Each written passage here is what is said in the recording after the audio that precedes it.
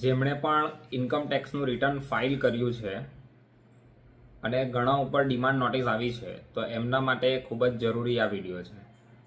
તો direct notice ઉપર આવતા પહેલાં આપણે ઇન્કમ ટેક્સની જે કંઈ પણ કાયદા છે એના ઉપર આપણે ચર્ચા કરી લઈએ.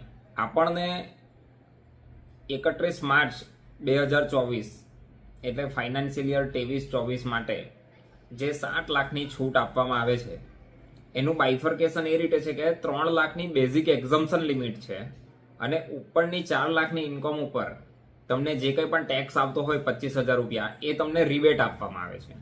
એટલે કેલ્ક્યુલેશન એ રીતે થાય છે કે માની લો કે તમારી 5 લાખની ઇન્કમ છે તો 3 લાખ સુધી છૂટ છે અને ઉપરની 2 લાખ ઉપર જે તમારો ટેક્સ આવે છે તે સરકાર તમને રિબેટ આપે છે.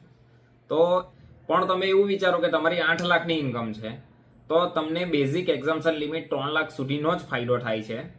બાકીની દરેક 5 લાખની ઇન્કમ ઉપર તમને સીધો ટેક્સ આવે છે અને રિબેટનો લાભ તમને મળતો નથી. એક ઉદાહરણ લઈ લઈએ કે માની લો કે તમારો short term capital gain 1 lakh રૂપિયા છે અને 6 લાખ રૂપિયાની તમારી પગારની આવક છે, તો તમારી ટોટલ આવક 7 લાખ રૂપિયાની થઈ. તો એ 7 લાખની ઇન્કમ ઉપર તમારે એમ તમે વિચારો ટેકનિકલી તો તમારે કોઈ ટેક્સ ભરવાનો આવતો નથી. એવું 5 જુલાઈ 2024 સુધી ઇન્કમ ટેક્સ તમને રિટર્ન ફાઇલ કરવા દેતું હતું અને તમને કોઈ પોર્ટલ ઇન્કમ ટેક્સનું એક્સ્ટ્રા તમારી પાસે કોઈ ટેક્સ લેતું નહીં હતું. પણ 5 જુલાઈ 2024 CBDT દ્વારા એક ક્લેરિફિકેશન આપવામાં આવ્યું અને એ ક્લેરિફિકેશનના આધારે ઇન્કમ ટેક્સના પોર્ટલ ઉપર જે કંઈ પણ યુટિલિટી આવે, રિટર્ન ભરવાની સિસ્ટમ ઇન શોર્ટ, તો એમાં બદલાવ કરવામાં આવ્યા.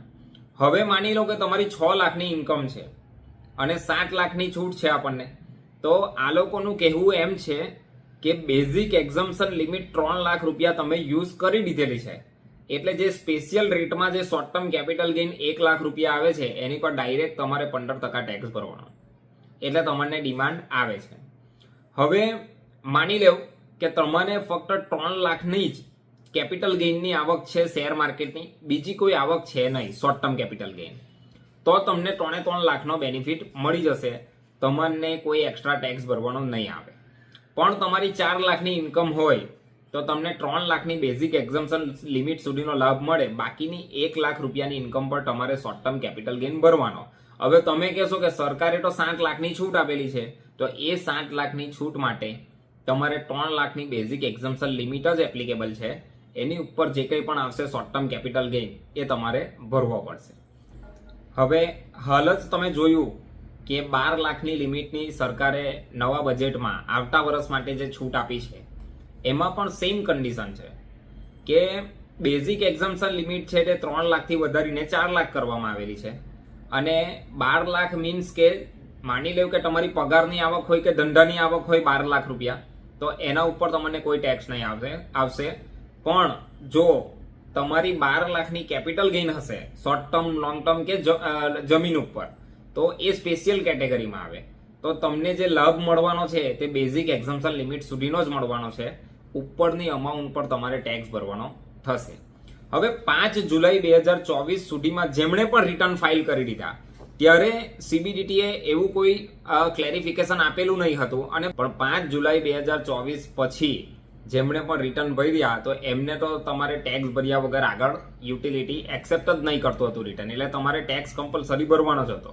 તો હવે જેમણે 5 જુલાઈ 2024 પહેલા ભરી દીધા એ બધાને ઇન્કમ ટેક્સ ડિપાર્ટમેન્ટ દ્વારા ડિમાન્ડ નોટિસ મોકલવામાં આવેલી છે.